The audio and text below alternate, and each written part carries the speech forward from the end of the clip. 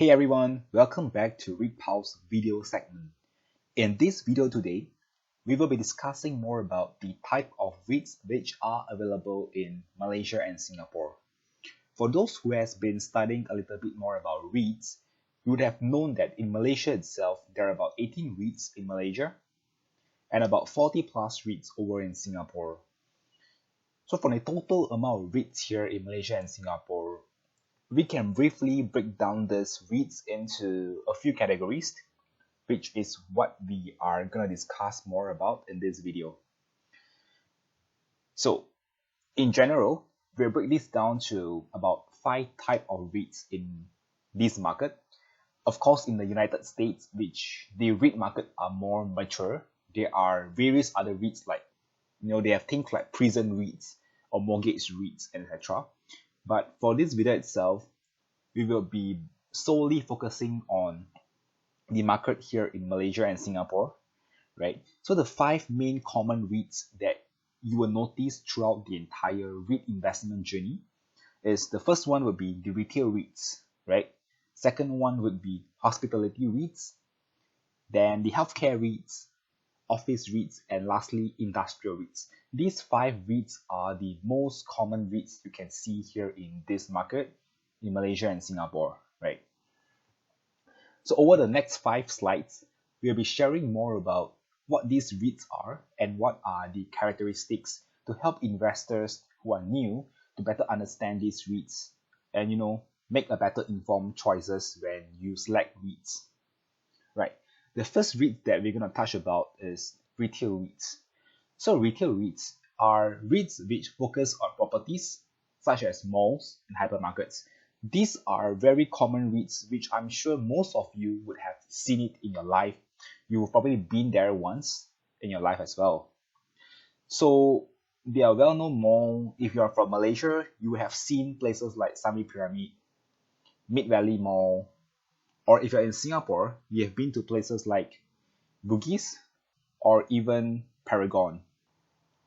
So these are malls which are owned by REITs. And what retail REITs does is that they lease out these spaces in these properties out to tenants, and in return, they will collect rental income.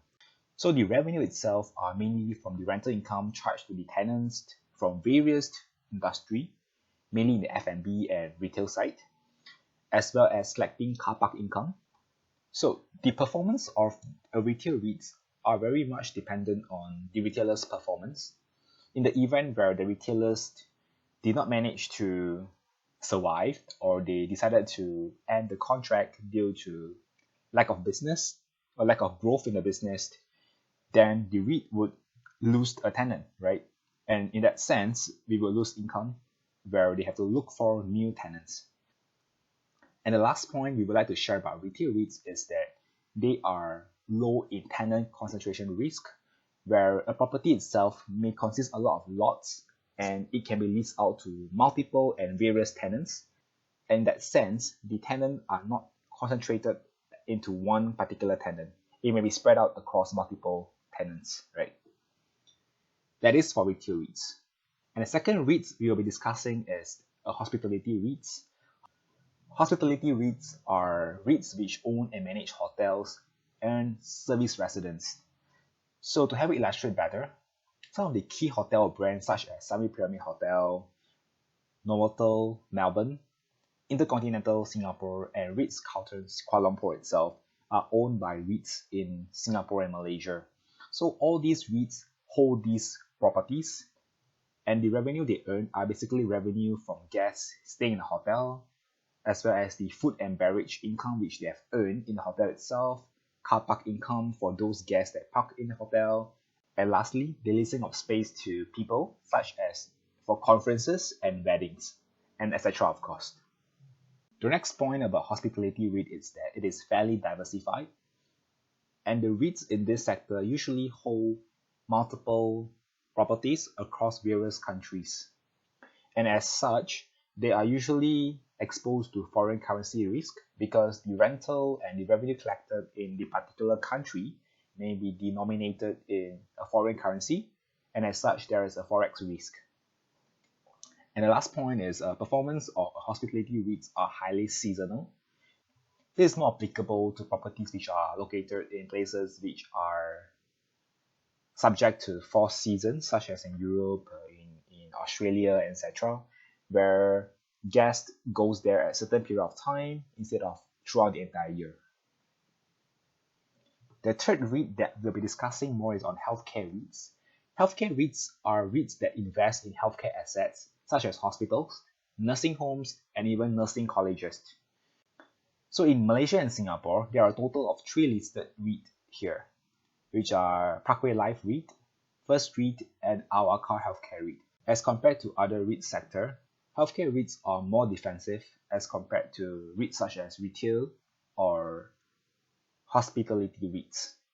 For instance, if you look at these two charts here, one is Ascott Residence Trust.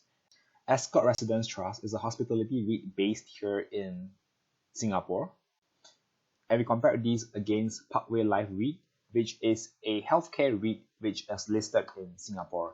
If you were to look at the chart of the share price over the past few years, you will notice that the Ascott Residence Trust is highly volatile, where during market crises such as in the 2008 crisis and the COVID-19 pandemic, where there's a sell-off early this year, you'll notice that Ascott Residence Trust has a higher sell-off as compared to Parkway Life REIT. And the reason is simple. During period of crisis, no matter what, people need healthcare. During good times or bad times, healthcare is essential services that people need, and as such, they are more defensive as compared to REITs in the hospitality sector or the retail sector. So the revenue earned in this sector are mainly the list of the property to the healthcare group, and also it may include some variable income which are dependent on the hospital's revenue and performance. And the fourth type of REIT that we'll be discussing will be office REITs. Office REITs are basically REITs which own and manages offices by renting out spaces to the tenants. The revenue earned are basically the rental earned from the tenant, as well as car park income. Another area which investors need to know is that an office REITs are very highly dependent on the tenants industry, say oil and gas industry, the professional firm industry, technology industry, and etc. And as such, it's very vital that investors look out for REITs which are not highly concentrated in one industry. And the reason is very simple.